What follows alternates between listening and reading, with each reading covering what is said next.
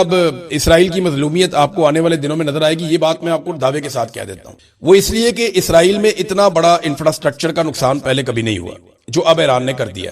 گو کہ بہت فرق ہے، ایران میں ایک دن میں 100 150 200 بندے بھی شہید ہو جاتے ہیں، ایک حملے کے اندر 168 بچیاں شہید ہو گئیں صرف۔ تو بڑے بڑے واقعات ایران کے اندر ہوتے ہیں، لیکن اسرائیل میں ہونے والا نقصان جو ہے وہ ٹوٹل ملا کے بھی ایران کے ایک دن کے نقصان کے برابر نہیں ہے، لیکن وہ لوگ سمجھتے ہیں کہ یہ جانیں بہت قیمتی ہیں۔ اب آنے والے دنوں میں آپ دیکھیں گے مظلومیت کا کارڈ کھیلا جائے گا اسرائیل کی جانب سے، اور یہ کہا جائے گا ہمارے ساتھ بہت ظلم کیا ہے ایران نے۔ حالانکہ اس وقت کی میں آپ کو بات بتاتا ہوں، ابھی جب سارے لوگ ڈسکس کر رہے ہیں ایران کو، لبنان کو اور گلف سٹیٹس کو، اس وقت اسرائیل نے بمباری کر دی ہے خیمہ بستیوں کے اوپر جس کے اندر رہ رہے تھے غزہ کے لوگ، یعنی غزہ کے معصوم بچے، بچیاں، خواتین، بزرگ، وہ جن خیموں کے اندر رہ رہے تھے عارضی طور پہ ٹینٹوں پہ، ان کے اوپر بمباری کر دی ہے، اور وہاں سے ہزاروں لوگ نکل کر بھاگے، انہیں کوئی سمجھ نہیں آ رہی وہ کہاں پہ جائیں۔ جب میں یہ ویڈیو ریکارڈ کر رہا ہوں ابھی تازہ مناظر اور خبر وہاں سے آئی ہے۔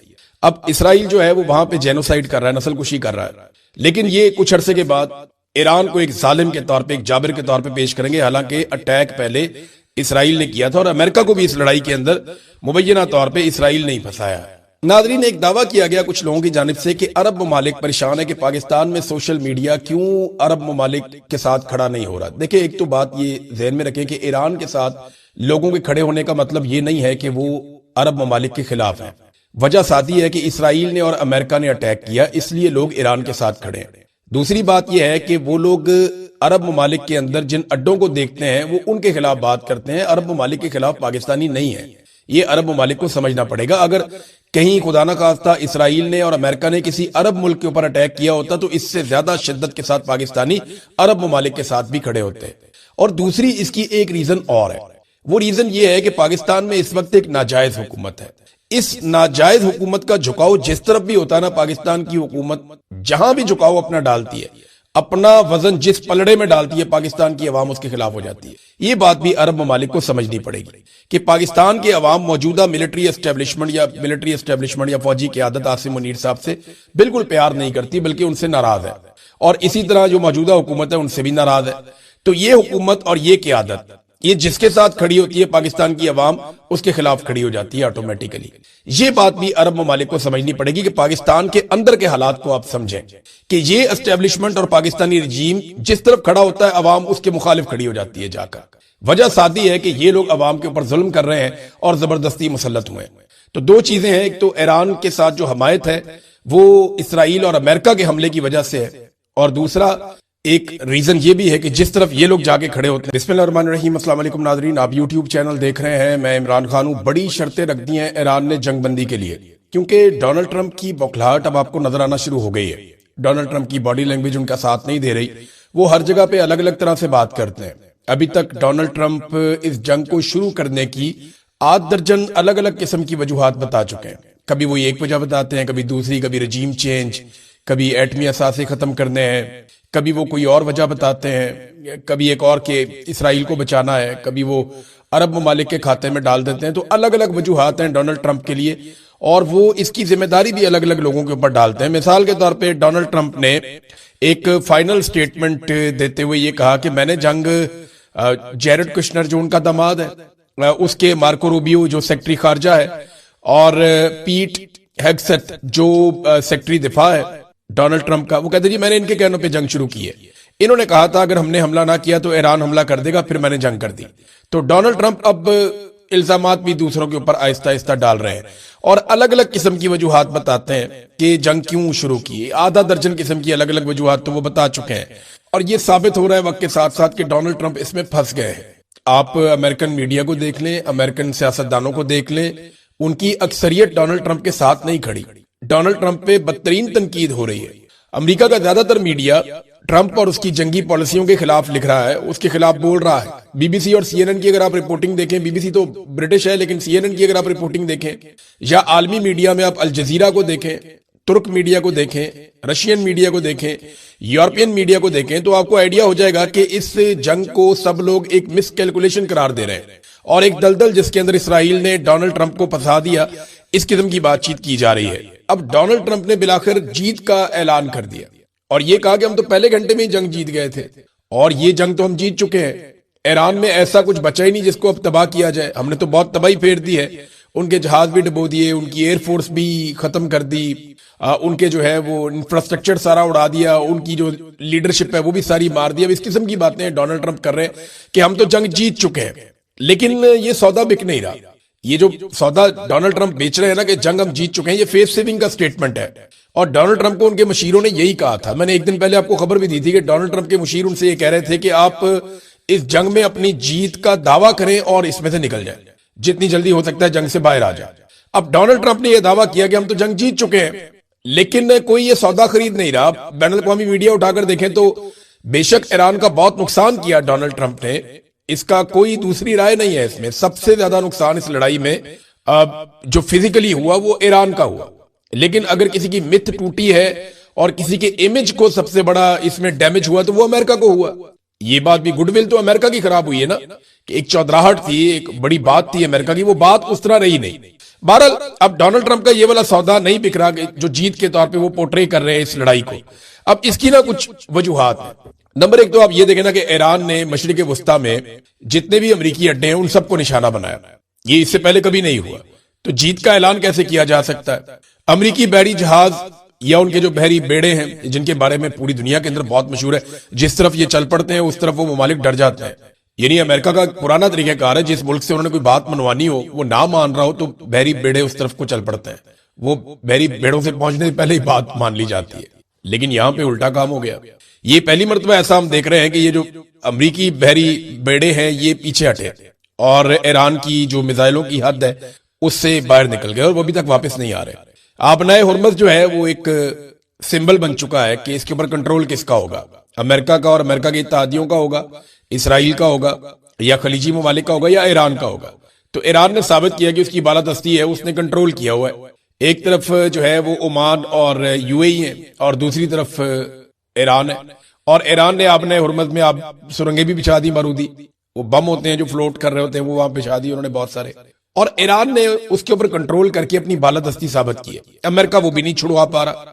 پھر امریکی فوجی ہوں یا امریکن آفیشلز ہوں یا امریکن سفارتکار ہوں یا امریکی شہری ہو، یہ بہت بڑی تعداد میں، ہزاروں کی تعداد میں خلیجی ممالک سے ان کا انخلا ہوا ہے، یہ بھی پہلی مرتبہ ہوا ہے۔ تو اس کو جیت کیسے قرار دیا جا سکتا ہے؟ امریکن جو ایئر ڈیفنس سسٹم ہے، تھارڈ یا پیٹریاٹ، یا اسرائیل کا جو پورا ایک آئرن ڈوم کا سسٹم ہے، وہ سارے کے سارے ایکسپوز ہوئے ہیں۔ ایران نے ان میں کافی تباہ کیے ہیں، بہت سارے ریڈار جو ہے انہیں نقصان پہنچایا، تو پھر اس کو یک طرفہ جیت قرار نہیں دیا جا سکتا۔ اور پھر اس کے علاوہ ایران نے نا ڈونلڈ ٹرمپ کی جو مذاکرات کی آفر ہے اس کو بھی مسترد کیا ہے، تو اس کے بعد آپ ایک دم سے نہیں کہہ سکتے کہ آپ جنگ جیت گئے ہیں۔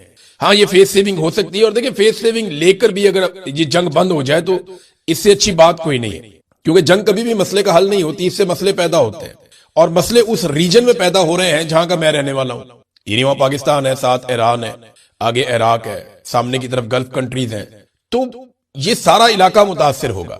امریکہ اور یورپ کو اس کا اتنا فرق نہیں پڑے گا، ہاں ان کے اوپر مہنگائی کا فرق پڑے گا، عالمی منڈی کے اوپر فرق پڑے گا اپنے ہرمز کے بند ہونے سے، یا پیٹرولیم مصنوعات جو ہے ان کی قیمتیں بڑھیں گی، اس سے بھی فرق پڑے گا منڈیوں کے اوپر، اور چائنا کو اس کا فائدہ ہو سکتا ہے کیونکہ چائنا کا پیٹرول رک نہیں رہا، 11 ملین بیرل پیٹرول تو انہوں نے ابھی لے لیا، اور ایران نے جو اپنا تیل بیچنے کی رفتار ہے اس کو بڑھا دیا۔ یہ بھی عالمی رپورٹیں آ رہی ہیں کہ ایران کا تیل پہلے سے کم نہیں، پہلے سے زیادہ بک رہا ہے، انہوں نے رسد بڑھا دی ہے کیونکہ دنیا کا تیل انہوں نے روک لیا تو اپنا وہ چلا رہے ہیں کام۔ اور ڈونلڈ ٹرمپ کی جو مذاکرات کی آفر ہے اس کو بھی انہوں نے مسترد کر دیا۔ بعد میں جن وفاداروں کی ڈیوٹی لگائی گئی تھی امریکہ کی جانب سے کہ بات چیت کی جائے، اس میں رشیا نے بھی بات کی، کچھ اور لوگوں نے بھی بات کی، رشیا تو وفادار نہیں ہے، لیکن پاکستان کی یہ ہے کہ پاکستان کی جو اس وقت پولیٹیکل قیادت ہے وہ ڈونلڈ ٹرمپ کی بہت وفادار ہے، بلکہ ملٹری قیادت بھی وہ بہت وفادار ہے، انہوں نے وفاداری دکھائی ہے۔ ایسا نہیں ہے ڈونلڈ ٹرمپ بلا وجہ تعریفیں نہیں کرتے، وہ ان کے فیورٹ ہیں تو کسی وجہ سے۔ شہباز شریف جہاں دیکھتے ہیں وہیں سلوٹ ٹھوک دیتے ہیں، تو وہ ڈونلڈ ٹرمپ کا اور شہباز شریف کا ایک روحانی رشتہ ہے، اور جیسے ہی وہ اس کو دیکھتے ہیں تو سلوٹ ٹھوک دیتے ہیں۔ تو ڈونلڈ ٹرمپ نے جو ڈیوٹی لگائی، ان لوگوں نے رابطے کیے ایرانی صدر کے ساتھ، اس پہ ایرانی صدر نے جو سٹیٹمنٹ دیا نا، یہ ہے آج کی سب سے بڑی خبر۔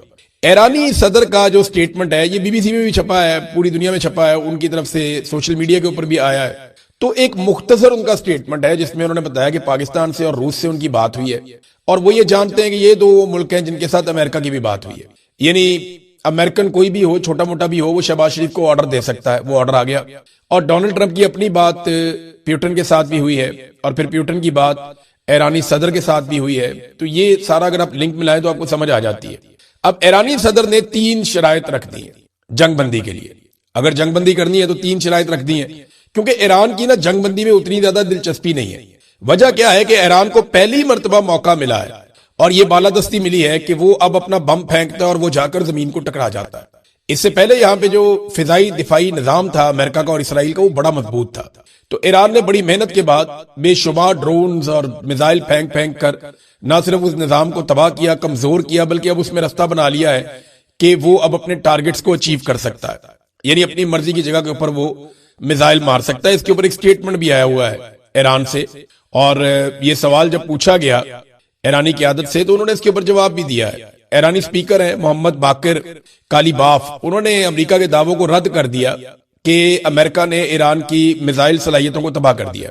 मोहम्मद बाकिर ने ये लिखा अपने स्टेटमेंट के अंदर, और ये लिखा कि बड़े पैमाने पर किए गए मिसाइल हमलों की इब्तदाई लहरें दुश्मन के रेडार और दिफाई निजाम को नकारा बनाने के लिए की गई थी। अब ईरान कम तादाद में मिसाइल इस्तेमाल करते हुए अपनी पसंद के किसी भी मुकाम को निशाना बना सकता है।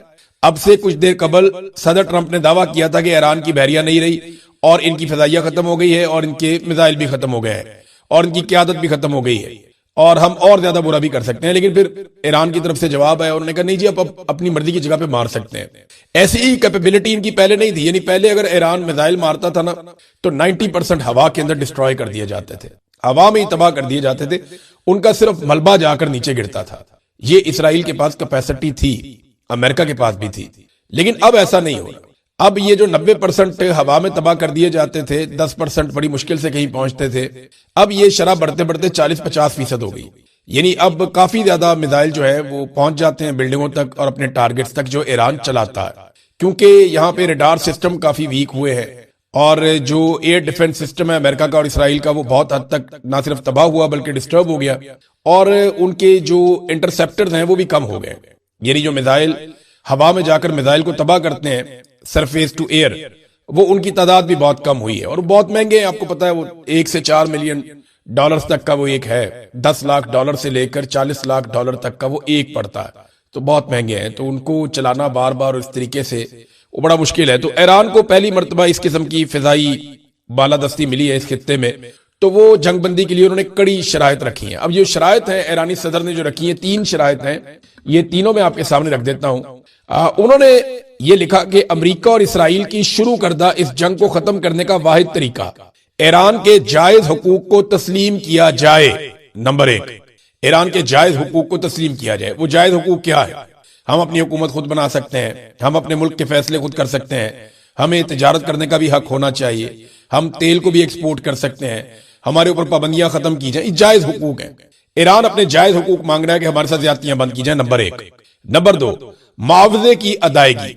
ये जितना नुकसान ईरान का किया गया इस लड़ाई में, क्योंकि लड़ाई एक तरफा थी ना, ईरान ने तो लड़ाई शुरू की नहीं, ईरान तो मुज़ाकरात कर रहा था और ईरान के बकौल अमेरिका ने वादा किया हुआ था कि वो हमला नहीं करेगा, लेकिन हमला हो गया।